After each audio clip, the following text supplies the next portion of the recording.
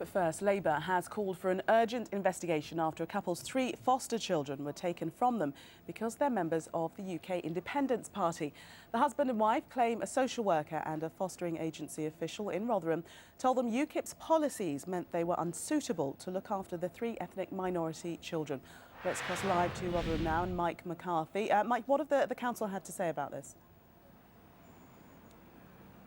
Well, the Director of Children's Services, Joyce Thacker, has been saying that she had to take into account with the fostering of these children their long-term ethnic and cultural needs. The council have issued a statement within the past hour saying that after a group of sibling children were placed with agency foster carers, issues were raised regarding the long-term suitability of the carers for these particular children. The statement went on to say, with careful consideration, a decision was taken to move the children to alternative care.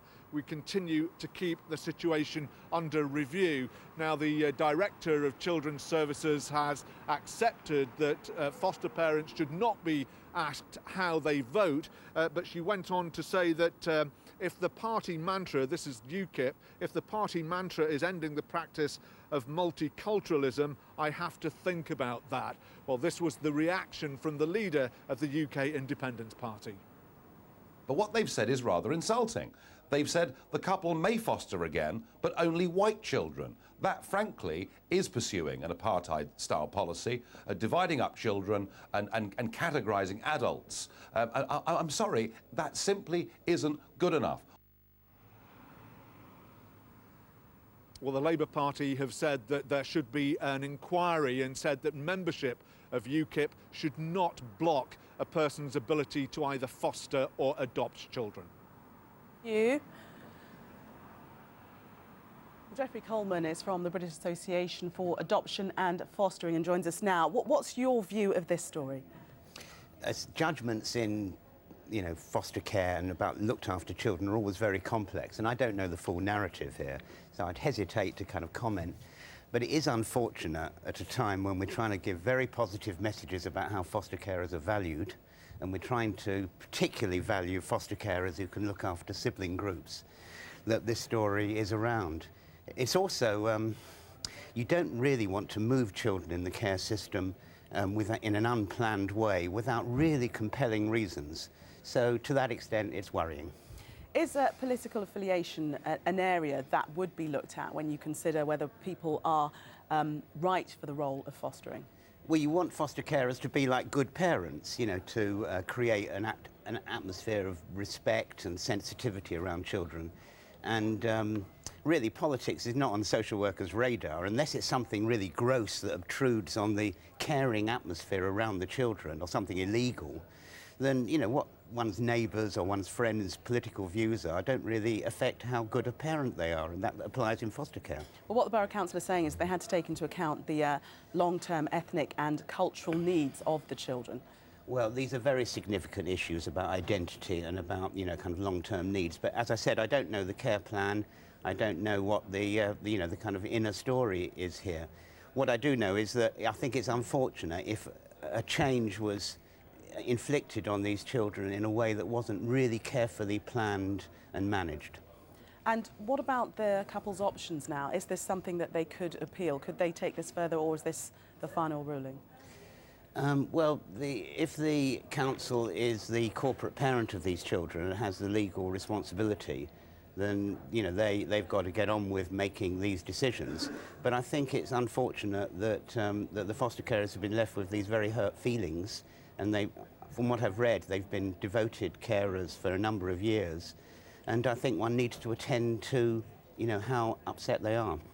Are we talking about misguided political correctness here? Is that what's the issue? I'd hesitate to say that because I don't know the full story. What I do know is that, we're looking at foster carers to provide, good parenting, sensitive, attentive care, looking at children's needs and rooting for them and protecting them.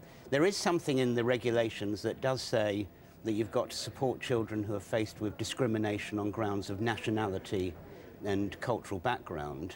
And so I think, the local authority has got to be aware that the carers need to respect all nationalities and all cultural backgrounds. Maybe that was a factor here. But I hesitate to make any judgment. And of course, all of this taking place at a time that the government really is pushing people towards taking an active interest in fostering and adoption. And stories like this will not help your cause very much. They do not help. And, you know, we've got a kind of really urgent national need for more foster carers and more adopters, and particularly for sibling groups. You know, sibling groups are being split up in the care system in a way that we could prevent if we had more people able to come forward to provide these placements.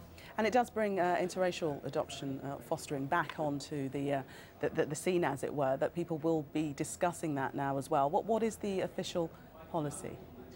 Well, we'd like to promote, you know, the value of foster care and the rewardingness of foster care. We want anyone who thinks they've got kind of space and time and a commitment to children to really contact their local authority or their fostering agency locally and make their interest known, and they'll be welcomed, adopters too. So I don't want that message to be at all confused.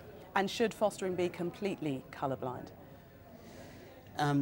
Ethnicity, identity, they're crucial parts of a child's development, but they're not overriding factors when you're making placements and when you're assessing foster care. They're one factor amongst many that you've got to hold in mind when you're assessing and approving foster carers. They're not the kind of the deciding factor.